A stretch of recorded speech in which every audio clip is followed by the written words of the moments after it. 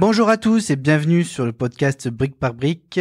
Je suis Guillaume Janot et aujourd'hui je vais vous parler d'un sujet qui me tient à cœur parce que j'étais acheteur avant dans une ancienne vie, qui est en fait le sujet achat. Alors, je vais vous parler de tous les achats possibles, je vais déjà vous parler d'un premier segment. C'est en fait l'articulation de ces achats entre son portefeuille de distributeur et son portefeuille de client. En fait, quand on prend ce sujet, il y a deux visions possibles. La première, c'est la vision de l'entrepreneur qui débute son activité. Et la deuxième, c'est la vision de la PME qui a déjà une activité qui fonctionne. Je vais déjà commencer par le premier sujet, c'est-à-dire l'entrepreneur qui débute son activité. Au début, quand on commence son activité, on va chercher des clients, on a les devis, il est signé, on commence un chantier. Et à ce moment-là, quand on commence ce chantier, on va commencer à acheter du matériel. Alors, je ne vous parle pas de l'outillage, tout ça, mais déjà le matériel pour mettre en place sur le chantier du client. En fait, il est fondamental de réussir à bien, on va dire, évaluer sa stratégie fournisseur. Ça veut dire quoi ? Ça veut dire que, comme vous êtes calé avant dans le podcast que je vous ai parlé, sur quelle ambition vous avez pour votre entreprise et comment je veux réussir à ma cible et quel volume je veux faire, eh bien, dans ce cas présent, vous allez devoir travailler vos fournisseurs. C'est-à-dire que vous allez devoir avoir des fournisseurs avec vous qui vous suivent sur les achats du matériel. Alors, quand on achète du matériel, on a toujours deux sujets, le prix et la trésorerie. En fait, le vrai nerf de guerre quand on lance son activité, c'est le sujet de trésorerie. Et même quand on est en phase d'accélération pour les PME, le sujet de trésorerie, il est hyper important. Ce qu'on faisait quand j'étais acheteur avant, j'avais un truc très, très simple à gérer, c'est que j'avais un portefeuille distributeur, un portefeuille fournisseur, j'appelle ça.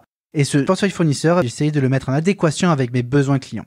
Et donc, en effet, quand tu commences une activité, tu as un chantier, tu veux acheter pas cher, mais surtout, tu ne veux pas le payer maintenant parce que ton client, il n'a pas encore payé ton chantier.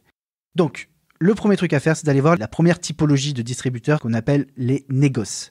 Les négoces, c'est les Point P, les CDO, les Brossette, les Richardson, les Hispano, les Rexel, les Yes Electric, les Le Galley, les Foussier. Tous ces distributeurs-là, tous ces négoces-là qui sont orientés pro, que pour les pros, et qui ont en fait un système où c'est eux la banque, tout simplement. C'est que vous allez acheter votre article peut-être plus cher que chez Leroy Merlin ou Mano Mano ou 1, 2, 3, Elec ou n'importe quoi. Mais dans ce cas-là, précisément, vous allez pouvoir avoir une trésorerie parce que c'est lui qui, en fait, avance le matériel et vous le payez 30 jours ou 60 jours fin de mois. Pour réussir à faire ça, c'est très dur au début parce que vous n'avez pas de bilan, vous n'avez pas de compte de résultat et donc le distributeur doit vous faire confiance. Et en fait, c'est là où vous faites votre partenariat de fournisseur. C'est que le fournisseur qui va vous faire confiance dès le début pour vos achats matériels et qui va vous permettre d'avoir soit une articulation où vous mettez, je sais pas, par exemple 2000 € sur le compte et il vous suit de 2000, c'est là que vous allez commencer à avoir vos partenariats. Et dans ce cas présent, n'hésitez pas à le faire, commencer à solidifier une relation de partenariat parce que quand vous allez commencer à avoir 2, 3, 4, 50 chantiers en même temps, en fait, vous allez avoir besoin de cet appui du négoce qui va en fait jouer le rôle de votre banque pour assouplir votre trésorerie. Ensuite, vous avez toujours un sujet de dépannage, de réactivité. Et là, en effet, sur les sujets 1, 2, 3 Elec ou alors les sujets plateforme du bâtiment, Bricoman, là, vous savez que vous avez du stock, vous savez que le prix est là et vous pouvez y aller acheter directement. Le problème de ça, c'est que vous devez payer maintenant. Donc, il ne faut pas confondre les sujets dans ce sujet d'achat entre le prix qui est pratiqué devant vous et la trésorerie que ça vous permet d'amortir. Et faites cet arbitrage-là par rapport à ce portefeuille client. Parce que ce portefeuille client, en fait, vous allez avoir au fur et à mesure du temps plusieurs clients. Vous allez avoir des petits chantiers qui sont bien payés rapidement avec des acomptes hyper puissants. Là, n'hésitez pas à aller chercher vos produits à la plateforme. Vous savez que vous êtes tranquille, vous savez qu'il y a du stock. Là, vous pouvez le faire. Par contre, sur des gros clients où il y a du volume, où on a besoin d'un vrai volume d'achat de matériel, allez voir les négoces parce que ça, ils savent le faire. Ensuite, une fois que vous avez fait ce portefeuille partenaire, ce portefeuille fournisseur, allez chercher des conditions tarifaires. Vous pouvez aller chercher des conditions tarifaires, mais vous pouvez aussi aller chercher d'autres choses. Ne voyez pas que le prix devant vous. Voyez aussi tout ce que le négoce peut être capable de vous apporter ou votre distributeur peut être capable de vous apporter. Le prix, c'est pas le seul sujet que vous devez avoir à négocier avec votre distributeur ou négoce. Les sujets peuvent être nombreux. Vous pouvez aussi exiger que le distributeur ou le négoce fasse son métier de stockiste. C'est-à-dire que vous pouvez exiger que ce distributeur stocke pour vous cet article ou cet article. Je sais pas, ça peut passer d'un Geberit en WC suspendu comme un siphon, comme on peut parler d'ampoule pour un électricien. En fait, il faut que vous arriviez à construire un stock tampon chez votre distributeur pour vous. Il faut que ce stockiste, ce distributeur stocke du matériel dont vous utilisez souvent pour que vous soyez sûr qu'il est en stock pour vous. Ça, vous pouvez commencer déjà à parler ça avec votre distributeur. Après, vous pouvez parler aussi de conditions de paiement. c'est-à-dire des jours de paiement plus allongés. Vous pouvez parler de modalités de paiement avec lui. Vous pouvez aussi aborder des sujets plus pragmatiques que vous maîtrisez bien, c'est le prix chantier. C'est-à-dire que vous avez un client qui vous fait un énorme volume de plaques de plâtre, un énorme volume de bois, enfin de n'importe quel consommable ou matériel que vous avez besoin. Allez chercher un prix chantier, les négoces savent faire ça. Les négoces savent vous dire que là, votre plaque, vous l'achetez pas 1,80€ du mètre carré, vous l'achetez 1,20€ du mètre carré. Ils savent vous faire ça sur des effets ponctuels avec du volume. Ensuite, quand vous en arrivez là, pour une PME, vous pouvez aussi aller chercher autre chose avec vos négoces que du prix, c'est d'aller chercher des CPC. C'est quoi des CPC? C'est des conditions préférentielles clients. Et ça, vous pouvez les avoir sur chaque distributeur avec lequel vous travaillez. Donc concrètement, c'est qu'à l'année, vous avez un costume client avec un prix client sur cet article-là qui vous est attitré à vous pendant toute l'année. Pensez bien que sur la distribution classique, que ce soit Leroy Merlin ou plateforme ou quoi, vous ne pouvez pas avoir ça parce qu'en fait, leur principe de base de stocker autant, c'est parce que le prix est plus cher en fait.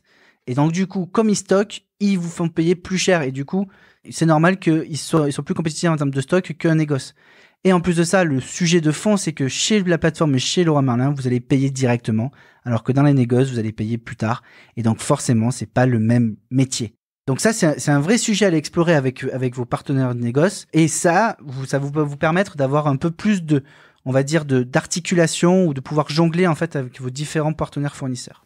Enfin, on parle beaucoup d'un sujet quand on commence à avoir du volume, c'est le sujet RFP. Alors le sujet RFP, c'est quoi? C'est ce qu'on appelle les remises de fin de période ou BFA, bonification de fin d'année. C'est des marges arrière tout simplement qu'on vous accrédite ou qu'on vous donne par rapport à un volume donné ou parce que vous êtes une entreprise avec qui ils veulent continuer à travailler avec vous et du coup on vous donne 5% sur tous vos achats ou 2% sur tous vos achats. Cette logique-là, elle est hyper importante pour des PME, elle est beaucoup moins pour un entrepreneur ou une petite TPE qui a envie de faire du volume. Si vous êtes dans ce cas-là où vous êtes dans une logique de remise de fin de période ou que vous pensez que vous avez du volume pour commencer à instaurer cette remise de fin de période, vous pouvez le faire de manière différente. En fait, il suffit pas d'aller voir son distributeur ou son commercial pour lui dire ça. Déjà, faites un truc tout simple qu'on appelle, nous, dans le métier des achats, le 20-80. C'est quoi? C'est identifier les 20 articles qui vous font le 80% de vos achats. Une fois que vous avez fait ça, vous avez une liste de 20 articles que vous savez que vous achetez en masse. Ces 20 articles, négociez les stocks, négociez tout ce qu'il faut, mais ces 20 articles, surtout, commencez à parler d'une cartographie. C'est quoi une cartographie? C'est-à-dire que cette plaque de plâtre, par exemple, je vais l'acheter chez toi et je veux la plaque de plâtre de Signat ou de Knauf ou de Placo parce que c'est avec elle que je veux travailler. Et donc là, en fait, vous allez vous rendre compte que vous allez vous concentrer vers une marque, un point de vente et du coup, un prix pas cher. Et si le distributeur ne veut pas vous accompagner sur cette politique-là, n'hésitez pas à passer avec l'industriel. L'industriel ne vous fera pas de conditions à vous, il ne fera pas ça. Par contre, il ira faire une condition auprès de votre distributeur pour que vous ayez le meilleur prix et que vous soyez enfin marqué par sa marque. Et ça, dans le milieu du placo, le milieu de la terre cuite, des tuiles, des choses comme ça, vous allez pouvoir réussir à vous y retrouver que en faisant une cartographie parce qu'il n'existe pas 10 000 fournisseurs et 10 000 industriels. Et c'est comme ça que vous allez réussir à faire des belles négociations de volume ou de valeur avec vos distributeurs et avec vos industriels. Et en plus de ça, sur le sujet opérationnel terrain, vous allez avoir un industriel qui commence à vous suivre, qui va vous donner des solutions, des PV. Dans le milieu de la plaque de plâtre, il y a beaucoup de PV feu par exemple ou des PV acoustiques.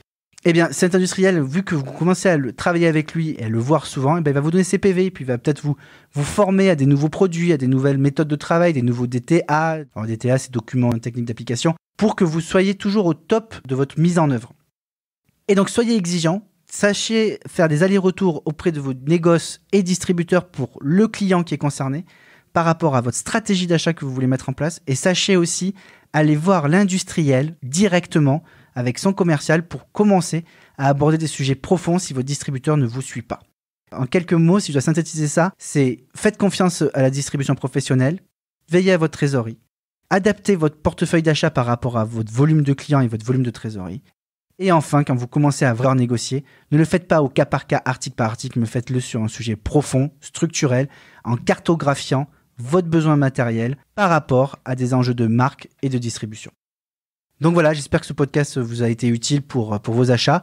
Et bien sûr, on parlera encore d'autres sujets que celui-ci dans le milieu des achats sur ce podcast Brique par Brique. Merci à tous et bon courage.